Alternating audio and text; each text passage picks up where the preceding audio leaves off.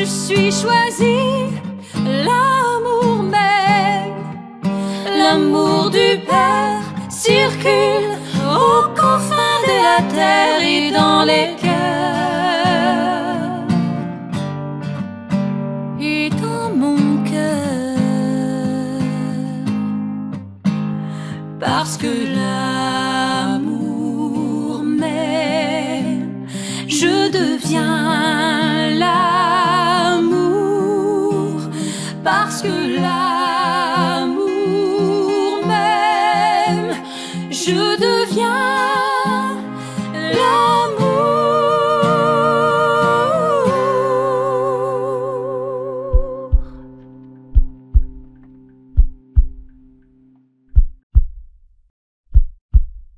Bonjour, chers et choisis de Jésus.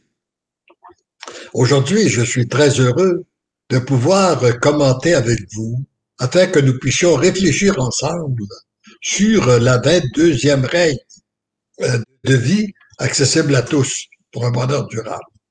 Et cette 22e règle-là nous dit ceci: prends conscience que c'est Jésus qui a fondé son Église. Alors, je le répète, prends conscience que c'est Jésus qui a fondé son Église. Je trouve intéressant que nous ayons à commenter cette règle-là à partir du jour où c'est la fête des deux piliers de l'Église, Saint Pierre et Saint Paul. Et on voit dans les textes d'aujourd'hui que Jésus demande à ses apôtres, « Qui suis-je? Pour vous, qui suis-je? » Et Saint Pierre de lui répondre, « Tu es le Fils de Dieu vivant, tu es le Sauveur, tu es le Rédempteur. » Eh bien, je pense qu'au tout début, nous devons nous poser, nous aussi, la même question que Jésus a posée à ses apôtres. Pour nous, qui est Jésus? Celui qui est le fondateur de notre Église. Eh bien, il est le Fils, il est Dieu, je dirais, il est Dieu lui-même. C'est Dieu lui-même que par son Fils Jésus, qui a donné sa vie pour nous, qui est mort sur la croix, qui nous a tracé le chemin de l'amour, et il a fondé une Église pour nous permettre de nous aider à nous former, à nous informer, à nous former, puis à nous transformer par son amour. Et il le fait, c'est sûr qu'on peut dire qu'il vient, il le fait en direct avec chacun de nous dans nos cœurs, mais il veut d'abord passer par sa parole. On a besoin de connaître sa parole, puis d'avoir une nourriture spirituelle de tous les jours qu'on peut recevoir à chaque jour, comme c'est mon cas, dans l'Eucharistie. Alors donc, notre Église, elle n'est pas une œuvre humaine, elle est divine. Il est important qu'on prenne conscience de ça, que notre Église, elle est divine.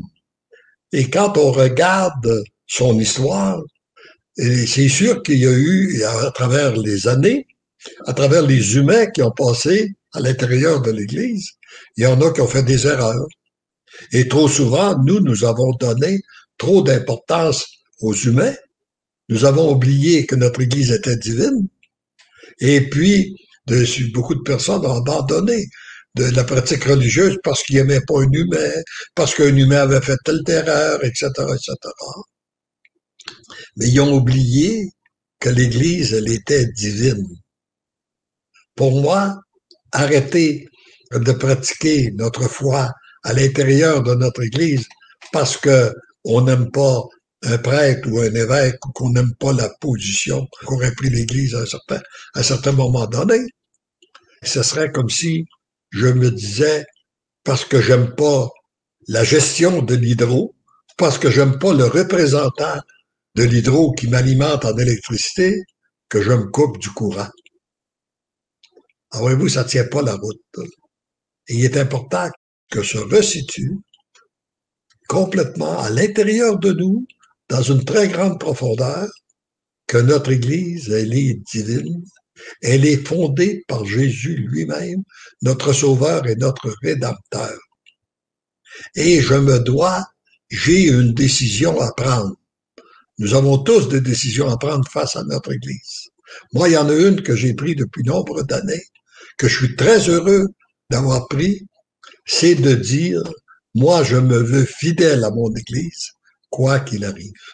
Quoi qu'on dise, quoi qu'on fasse, je me veux fidèle à mon Église parce que moi, j'ai besoin de cette nourriture spirituelle qui me nourrit par sa parole, par l'Eucharistie, par les sacrements. J'ai besoin de ça. Et je sais que cette Église-là, elle est divine. Alors, quoi qu'il arrive, quoi qu'on dise, nous devons rester fidèles à notre Église. Et j'ai été inspiré aussi souvent de dire, par exemple, lorsque quelqu'un critique certains évêques ou tout ça, les médias d'information étaient très forts pour étaler tout ce qui a pu être fait de mauvais ou de moins bon dans notre Église. Alors, moi, je me dis, c'est pas à moi, je n'ai pas à juger la direction de l'Église. C'est pas à moi que Jésus, par exemple, quand il a fondé son Eucharistie, il l'a confié à l'Église. Bon, c'est pas à moi à décider de quelle façon on doit distribuer la communion, de quelle façon. Moi, je n'ai. C'est à l'Église qui l'a fondé, qui a fondé, à qui il a donné ce pouvoir-là. Eh bien, si les gens qui la dirigent ne font pas ce qu'ils doivent faire, c'est pas à moi à les juger ni à les critiquer. Ils en répondront devant Dieu. Moi, j'ai à demeurer fidèle à mon Église, demeurer fidèle à ce qu'elle m'enseigne. Parce que je crois que même si on faisait des erreurs en obéissant à la direction de l'Église, on accomplirait la volonté de Dieu parce que c'est Dieu qui l'a fondé.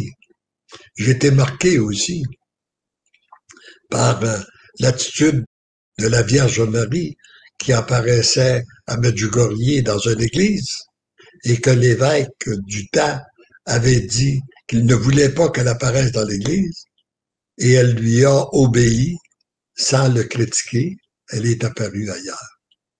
Alors si la Vierge Marie a respecté à ce point-là l'autorité de l'évêque, eh bien moi, qui suis-je, pauvre petit pécheur que je suis, pour vouloir critiquer ou ne pas suivre les directives de notre Église. Or, oui, et nous devons aussi prier. Ce que nous devons faire, par exemple, c'est de prier pour nos prêtres, les aimer, prier pour eux, les accompagner par notre prière, et aussi, à l'occasion, ne pas se gêner pour leur dire que nous apprécions. Quand ils font une bonne homélie, pourquoi pas le dire? Parce que trop souvent, tout le monde sort. Puis ça devient très dur aussi. Je pense pour le moral de nos prêtres, de prendre la parole souvent, puis d'avoir personne qui vient leur dire « C'était beau ce que vous avez dit ». Et puis tout le monde sort de l'église sans dire un mot. De temps en temps, il y en a un qui dit « Ben moi, là, ce que vous avez dit là, monsieur le curé, je suis pas d'accord ». Alors, je pense que quand nous sommes d'accord avec ce qu'ils disent, que nous avons été rejoints par sa parole, eh bien, disons-le. Parce que nos prêtres, ce sont des directeurs d'âme, puis ils ont besoin aussi de voir Jésus à l'œuvre. Ça vient renforcer leur foi. Je pense que, comme il est dit dans un des volumes, le Seigneur n'a pas besoin de laïcs pour convertir ses prêtres ou ses évêques. Mais il a besoin de laïcs, par exemple, qui donnent leur témoignage pour afin que les directeurs d'âme puissent voir Jésus à l'œuvre dans les cœurs. C'est le rôle que nous avons à jouer. Et plus nous restons fidèles à notre Église, plus nous sommes témoins de l'agir de Dieu, plus on voit ce qu'il agit d'abord en nous, puis autour de nous, puis à travers nous. Et ça, on peut le partager. Et ça nous nourrit. D'abord, plus on le partage, plus ça nous nourrit, et ça nourrit les autres. Et si on le partage avec les prêtres, ben ça vient leur confirmer le rôle important qu'ils ont dans notre Église. Or, maintenant, j'aimerais vous partager, j'aimerais qu'on prenne la pensée de ce jour qui vient nous aider. À mon sens, c'est une nourriture, comme quelqu'un a dit. Récemment, quelqu'un me disait, les messages des choisis de Jésus, c'est une petite nourriture quotidienne qui vient s'ajouter pour nous aider à comprendre et à mieux vivre les enseignements que Jésus nous a donnés. Tenant compte aussi du temps qui s'est écoulé, j'aime les rapprocher à ce qu'avait dit ce langage nouveau pour les temps nouveaux que nous vivons, parfois plus adaptés. Un peu comme l'étudiant, la jeune fille, qui après avoir entendu un enseignement des béatitudes, avait composé « Bienheureuse la personne qui est fragile comme une feuille de papier, car elle sera recyclée par le Seigneur. » Voyez-vous, c'est tout dans l'esprit de l'Évangile.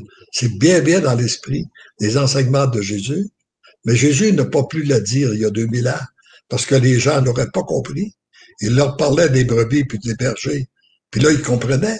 Alors aujourd'hui, il passe par une jeune fille pour nous donner cette béatitude-là, comme il nous donne à travers les messages des choisis de Jésus. Regardons celui d'aujourd'hui ensemble. Mon enfant bien-aimé, si tu me donnes sincèrement et librement ton oui, tu obtiendras instantanément la grâce nécessaire pour traverser les difficultés que tu auras à vivre. Ton engagement ferme te permet de commencer à goûter ce que produit l'amour lorsqu'on lui laisse la liberté d'agir. Vous ne trouvez pas que cette parole-là, elle est d'une puissance et d'une force extraordinaire? Très souvent, nous faisons des choses qui produisent des fruits à moyen puis long terme, puis parfois. Mais là, il nous dit non.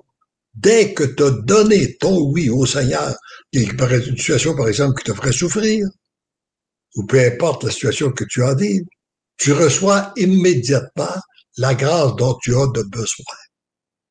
Et ça, je l'ai expérimenté et je l'expérimente continuellement. Nous avons reçu, c'est pas de l'imagination, c'est pas de l'illusion, c'est une réalité. Jésus l'a dit, il le fait. Puis c'est confirmé par, on a au-delà de 3000 témoignages qu'on a reçus. Ça veut dire qu'il y en a beaucoup plus, c'est juste parce qu'il avait dit, oui, je vais te permettre de voir des choses que j'accomplirai à travers ces messages-là. Mais dis-toi que ce que tu vas voir, ça peut se comparer à la quantité de pluie ou de neige que tu vois tomber, comparé à la pluie ou neige qui tombe. Imaginez la différence. Qu'est-ce qu'on voit autour de nous? Un petit peu de neige autour, un petit terrain tout petit, alors qu'il tombe sur les lacs, les montagnes. Bon, c'est sur un grand territoire. Eh bien, c'est la même chose que j'accomplis avec cette parole-là. Ce que tu vois est très peu par rapport à la réalité. Ce n'est qu'une infime proportion de ce qui se passe. Mais, à date, on en a plus que 3000 de recueillis, puis on en reçoit continuellement, à tous les jours, soit verbalement, soit par écrit, soit sur Internet, enfin, de différentes façons que le Seigneur vient nous dire, il le dit, il le fait. Et dans ce message-là, je vous inviterai à apprendre le livre numéro 2 et de méditer le message 73 que j'ai fait ce matin, de le relire. Vous allez voir comme c'est beau. Et il nous donne les difficultés qu'on a parfois à donner notre oui ou à demeurer fidèle. Par contre, qu'est-ce que ça produit? Et ce qu'il a dit, quand je l'ai écrit, ça fait maintenant plusieurs années, je savais pas ce qu'il allait faire, mais aujourd'hui, quand je relis ça, mais je dis, Seigneur, tu l'as dit, tu le fais. Et donc, je vous invite à lire, à prendre ce message-là, à le relire, numéro 73 du volume, et à le méditer, et puis je vais juste regarder un petit peu les bienfaits ressentis à la suite de la transformation de la personne viennent confirmer qu'elle est sur la bonne voie et l'encourage à persévérer sur cette voie qui la comblera toujours de plus en plus. Être de plus en plus comblé, c'est bien ce que tu vis présentement à travers l'intimité que nous avons ensemble. C'est ce qu'obtient ou obtiendra chaque personne qui donnera son véritable consentement. Alors, et voyez-vous, c'est écrit en 99. On est en 2023, ça fait tout de même 24 ans. Et oui, ma vie confirme, et beaucoup de gens viennent confirmer ces écrits-là. Heureux sommes-nous d'être sur cette voie et d'avoir cette espérance, cette joie que Jésus produit dans les cœurs. Maintenant, nous allons prendre relâche pour la période des vacances, mais je vous redis ce que Guy a mentionné, c'est que nous ne vous abandonnons pas parce que vous allez avoir à tous les jours, on va avoir un nouveau programme pour la période d'été où nous allons être présents et vous pouvez profiter des périodes de vacances, des temps de relâche pour entrer de plus en plus dans une intimité avec le Seigneur. Parce que le vrai repos, là, il prend d'abord place en nous. Et c'est plus on s'associe à Dieu, plus on lui donne notre oui, moins on a de stress, moins on a d'angoisse, plus c'est facile de se reposer et on peut profiter des moments de vacances que nous avons pour laisser tomber nos difficultés, les remettre entre les mains du Seigneur, et prendre un temps pour le regarder agir, lui rendre grâce et de vivre pleinement le moment présent, en oubliant ce qui est passé, nos erreurs passées, sachant qu'ils ont été donnés à la miséricorde de Dieu et que Dieu nous pardonne, qui est amour, et pardon, qui est miséricorde. Et en même temps, qu'on n'a pas à s'inquiéter du futur, parce que nous sommes entre les mains, puis il nous conduit, il nous comble de son amour, et plus on est comblé, plus notre cœur s'ouvre, plus on peut être comblé, et c'est comme ça de jour en jour de notre vie. Alors voilà, à mon sens, je vous dis à chacune de vous, profitez de cette période de vacances pour entrer davantage dans une intimité plus grande avec Jésus. C'est là que vous allez retrouver le véritable repos. Amen. Oui, Caroline qui nous dit « Amen, Alléluia. Merci Seigneur pour la nourriture de chaque jour qui fait avancer avec toi toujours plus. » Oui, c'est ça. C'est ça. Il nous fait avancer. On n'a jamais fini. Hein? Tout est à découvrir. Yann qui nous dit « Amen. L'amour, je m'abandonne à toi. » C'est ça. C'est juste ça. Tout simple que ça. Pas plus compliqué que ça. Ah ben, je m'abandonne. Je te regarde agir. Avancer vers la lumière. Oui, c'est ça. Nous avons tous besoin de la lumière. Et puis on a besoin aussi, les gens ont aussi besoin de voir des êtres de lumière. Et comme il y a beaucoup de ténèbres dans notre monde, on n'a pas besoin d'être des grosses lumières pour éclairer les autres. Alors, je vous laisse là-dessus, en vous disant, en répétant les 3 phrases que nous aimons dire, parce que l'amour nous aime, nous devenons l'amour. Parce que l'amour nous aime, nous devenons l'amour. Et parce que l'amour nous aime, nous devenons l'amour. Je suis choisi, l'amour même, l'amour du Père circule aux confins de la terre et dans les cœurs